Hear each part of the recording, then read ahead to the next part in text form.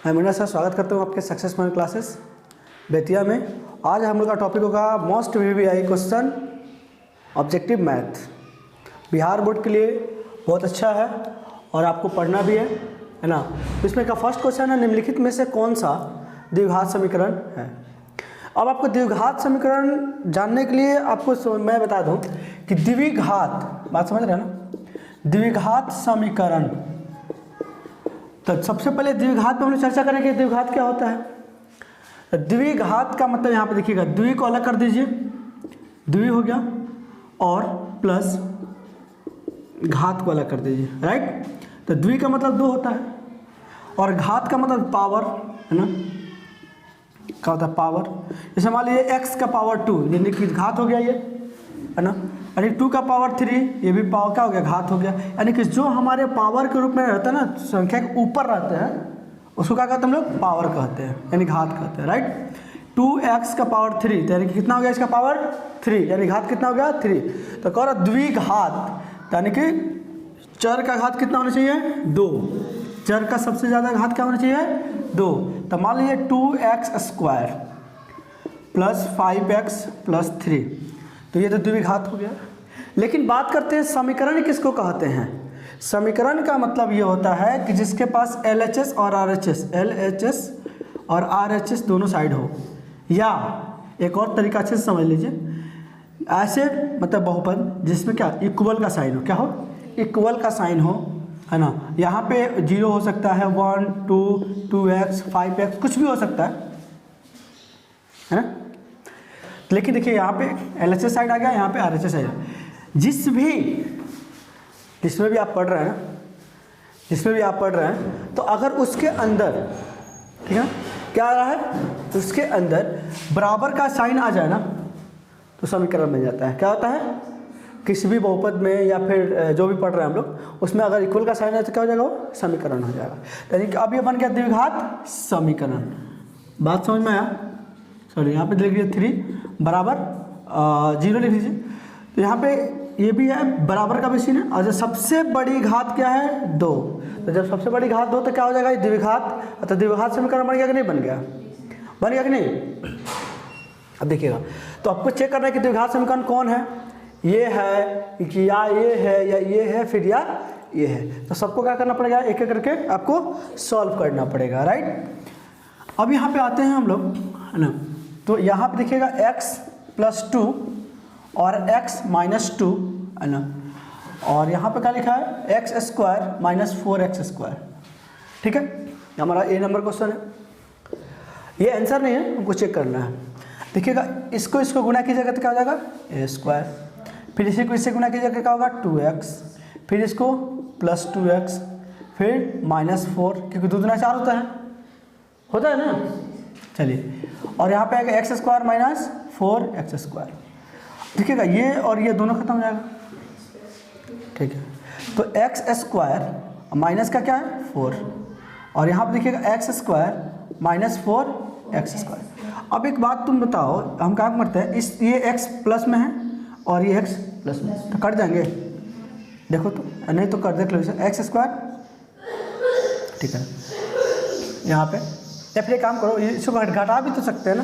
4x² में से अगर एक x² घटाएंगे तो कितना होगा बाबू 3x² हो जाएगा, -3x² होगा कि नहीं। तो यहाँ पे लिख दे -4 और 3x², जब प्लस में जाकर माइनस करेगा, सॉरी x², तो -4 यहाँ पे देखो तो 1 है ना। या फिर हमको इसको करने से पहले हमको द्विघात ना निकालना है, x का वैल्यू थोड़ी निकालना है। अब देखो ये काम करते हैं, ठीक है। अब यहाँ पे काम करो, -4 को यहीं छोड़ दो, 3x² प्लस में है इधर आके माइनस कर देगा, तो यहाँ पर हो जाएगा x²। अब देखो -4 ये क्या हो गया, देखो तो बाबू -4x² हो जाएगा।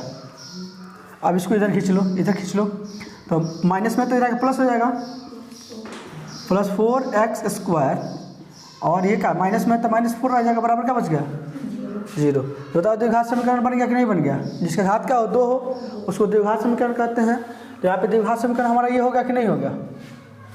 जब हमारा जो चीज़ रिक्वायरमेंट थी वही हमको मिल गया, फिर तो दूसरे निकालने की क्या ज़रूरत है। ठीक है। चलिए, तो हमारा द्विघात समीकरण px square plus qx plus r बराबर 0 और px नॉट 0 यानी कि p का वैल्यू कभी भी 0 के बराबर नहीं है, तो मूल क्या होगा? क्या होगा? जैसे कि हम लोग पढ़ते थे द्विघात बहुपद में है ना, बहुपद में है ना, क्या निकालते थे हम लोग? शून्यक निकालते थे ना। द्विघात बहुपद में क्या निकालते थे? शून्यक निकालते थे, ठीक है। अब यहाँ पे उसी शून्यक को एक दूसरे नाम से जानते हैं, मूल के नाम से जानते हैं। किससे जानते हैं? मूल के नाम से जानते हैं, ठीक है। द्विघात बहुपद में शून्यक और द्विघात समीकरण में मूल, ठीक है। अब देखिएगा, और मूल निकालने का फॉर्मूला होता है -b plus minus root under B square minus 4ac बटा में 2a, ठीक। अब यहाँ पे इस पर बैठा लीजिए, क्या दिया है यहाँ पे? p, यहाँ पे b, तो b की जगह पर क्या दिया है? q दिया है, तो q लिख लीजिए प्लस माइनस, ठीक है। अब देखिए b स्क्वायर यानी कि q का स्क्वायर, यही होगा ना, और -4 a की जगह पर क्या है? p है, और c की जगह पर क्या है? r है, और बटा में 2, a का वैल्यू क्या है? p है। अब ये देखिएगा आपका कहाँ पे मिल रहा है? -q plus minus q square minus 4pr बटा में क्या हो गया? 2p, हाँ, यानी कि ऑप्शन नंबर क्या होगा मेरा? 2। अब कह रहा है कि द्विघात समीकरण 6x square plus 6x plus 1 के मूलों की प्रकृति होगी। तो प्रकृति हम लोग कैसे निकालते हैं, है ना? देखिएगा, किसी की प्रकृति कैसे निकालते हैं और कैसे हम लोग जज करते हैं, वो भी मैं बता रहा हूँ, ठीक है। चलिए, यहाँ पे देखिएगा, अभी हम फॉर्मूला लिखे थे -b। अच्छा, ये काम करो ना, मूल के पता करने के लिए ना, मूल क्या होगा, हम लोग फॉर्मूला लिखते हैं b स्क्वायर माइनस 4ac। बात समझ रहे हो? तो यहाँ पे देखो b स्क्वायर माइनस 4ac का मान अगर 0 से क्या है? बड़ा है, तो क्या होगा? बड़ा और यहाँ पे वास्तविक होगा। क्या होगा वो? वास्तविक, ये तो कन्फर्म है कि वास्तविक होगा, और वास्तविक होगा। और यहाँ पे देखो, अगर b स्क्वायर माइनस 4ac का वैल्यू 0 के बराबर आ जाता है तो क्या होता है? वास्तविक भी होगा और समान भी होगा। क्या होगा? वास्तविक और समान होगा, ठीक है ना। अब देखो, अगर b स्क्वायर माइनस 4ac का वैल्यू 0 से छोटा आ जाता है, 0 से छोटा क्या आएगा? कोई नंबर माइनस में आ जाए, -2 -3, तो 0 से छोटा ही है ना। इस केस में हमारा मूल बराबर नहीं होता है, वास्तविक भी नहीं होता है, इसका मूल निकलता ही नहीं है, ठीक है। तो अगर इस तरीके की बात है तो हम लोग b स्क्वायर माइनस 4ac पहले निकालेंगे। तो देखो b स्क्वायर माइनस, है ना, b स्क्वायर माइनस 4ac, तो b का वैल्यू कितना है? देखो तो 6, 4, a का वैल्यू 6 और c का वैल्यू 1, तो क्या होगा? 6 छक्के 36, सॉरी ये ना, 6 छक्के 36 हो जाएगा, 6 चौका 24, कहाँ निकल गया बाबू? 12, यानी कि वास्तविक होगा।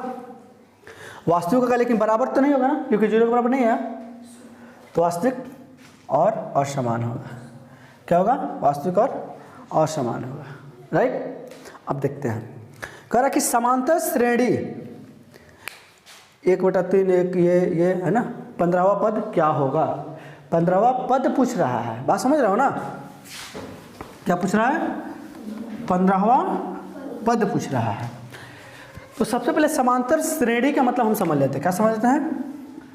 समांतर ना श्रेणी क्या होता है?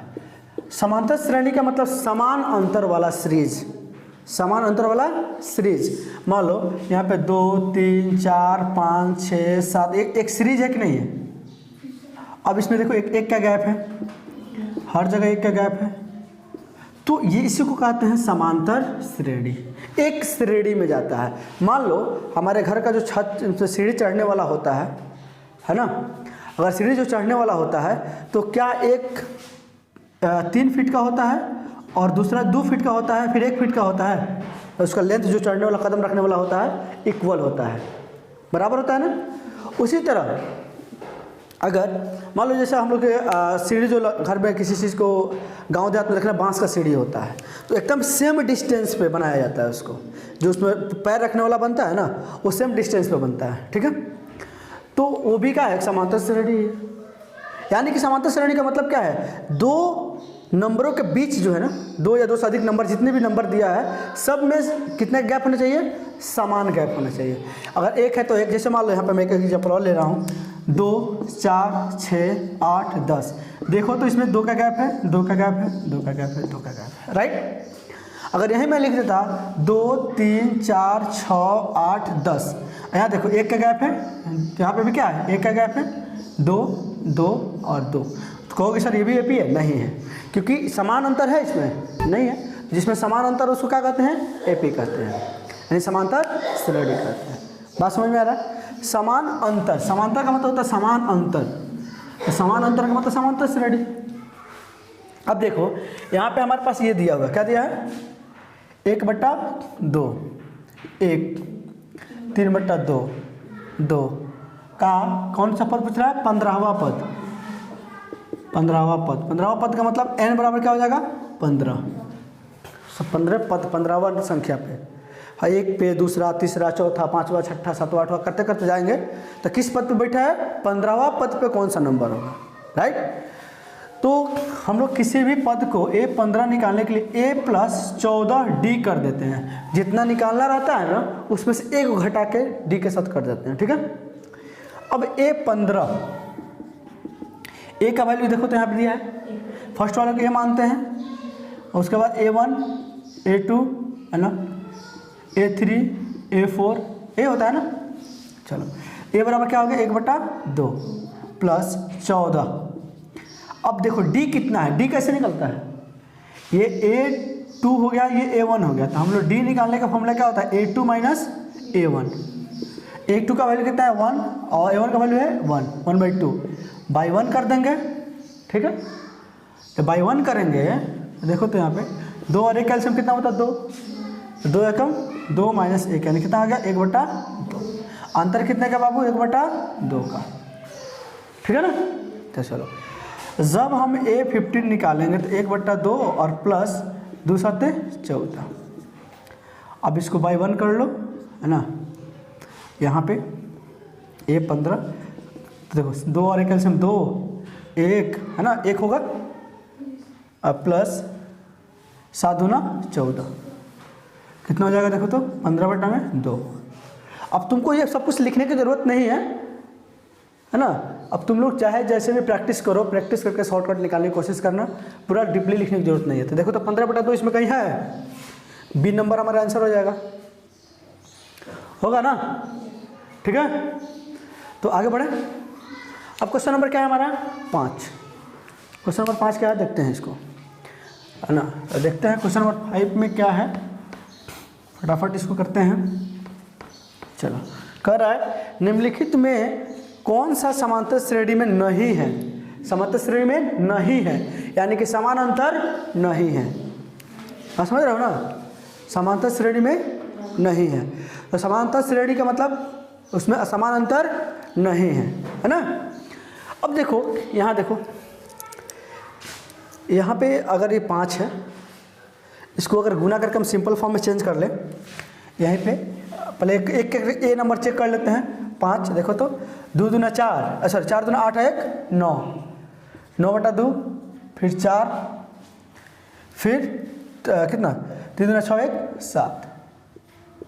ये तो लग रहा है कि AP है। कैसे देखो, इसको काटोगे तो 4.5 आएगा, इसको काटोगे तो 3.5 आएगा। तो देखो यहाँ पे 5 है, 4 हुआ, ऐसा 4.5, 4 3.5, यानी सब में आधा आधा घट रहा है, तो ये AP है। यहाँ पे उसके बाद चेक कर लो ये इस सबको थोड़ा सा देख रहे हो, माइनस में तो थोड़ा सा प्रॉब्लम हो सकता है, तो पहले इसको चेक करो, यहीं पे चेक कर लो ना। देखो तो कितना बढ़ा है, 8 में 6 जोड़े तो 14, 14 6 20, 20 6 26, तो ये भी AP है। 4 6 और 4 10, देखो यहाँ पे क्या जोड़े हो, 4 में 6 जोड़े तो 10, 10 में 5 15, 5 में 20। बात समझ रहे हो ना। तो तो यही ए पी नहीं है ना, डी नंबर, सिंपल है। अब इसको निकालने की ज़रूरत नहीं है, सबसे पहले आसान वाला निकाल लिए लोग, उसके बाद देख लेंगे नहीं होगा। ए पी नहीं है, बात इतना क्लियर है, समझ में आया।